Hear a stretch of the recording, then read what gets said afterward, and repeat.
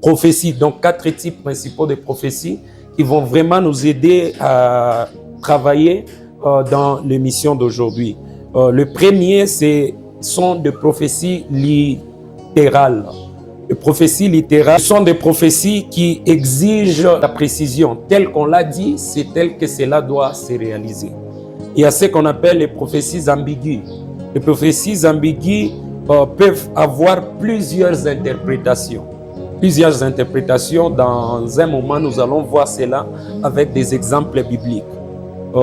Il y a ce qu'on appelle des prophéties symboliques. Les prophéties symboliques, ce sont des prophéties qui ont été données.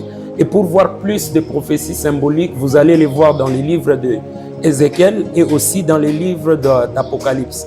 Et pour bien interpréter les prophéties symboliques, la personne qui est devant vous doit au moins connaître beaucoup plus l'eschatologie. Parce que si vous connaissez cela, ça va vous aider à comment étudier les signes et les symboles et vous allez vous retrouver en train d'interpréter selon la parole et non selon vous. Et en dernier, je peux donner la 4e type, c'est les prophéties de jouet. Les prophéties de jouet, lorsque vous les recevez, vous ne savez pas ce que cela veut dire. Mais vous les recevez quand même d'un homme de Dieu. Lui, il connaît là où ça va vous amener.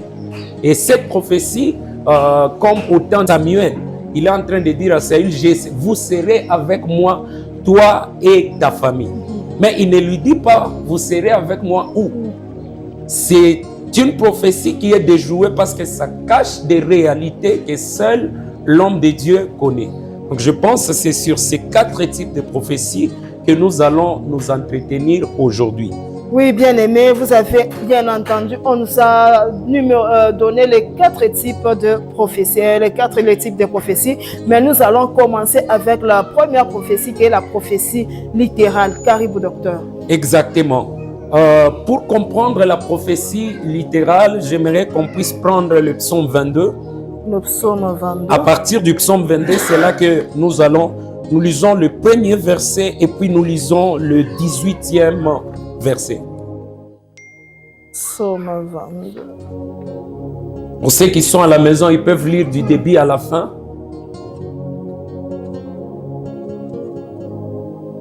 Psaume 22.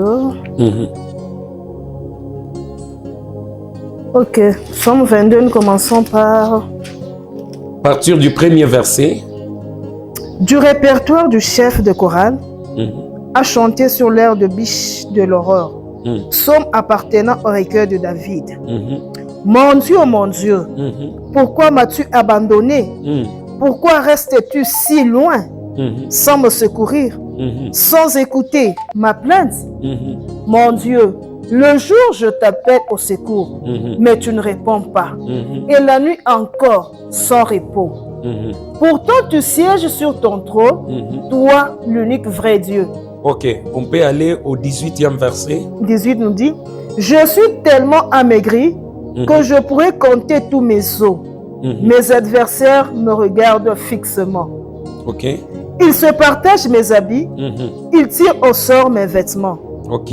Mais toi, Seigneur, ne reste pas si loin.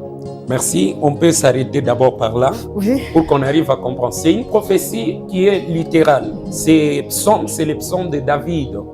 Mais ce psaume est en train de nous communiquer quelque chose qui est en train de se passer avec beaucoup de détails. Mais la personne qui donne cette prophétie, il n'est même pas prophète. Si on peut lire dans la Bible, si on peut classifier les prophètes de la Bible, David n'est pas prophète. Mais il parle de quelque chose dans les psaumes qui allait se réaliser dans les 4 évangiles plus tard. Mais il donne les détails. C'est ce qui fait que une prophétie littérale soit une prophétie très importante aujourd'hui pour l'Église, pour orienter les gens qui se sont désorientés. On parle ici, mon Dieu, pourquoi m'as-tu abandonné? David est en train de parler de ça au moment où il est un homme selon le cœur de Dieu. Un homme qui est en train de vivre le privilège de quelqu'un qui est aimé par Dieu. Un homme dans son parcours, malgré ses erreurs, que Dieu n'a pas abandonné.